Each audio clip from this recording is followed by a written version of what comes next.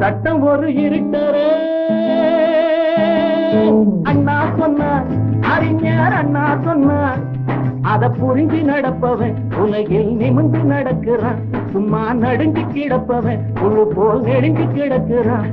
அவன் நினப்புல சட்டம் இருக்கிற, அவன் நினப்புல சட்டம் இருக்கிற.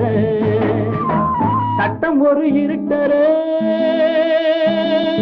அண்ணா சொன்னார், அறிஞர் அண்ணா சொன்னார்.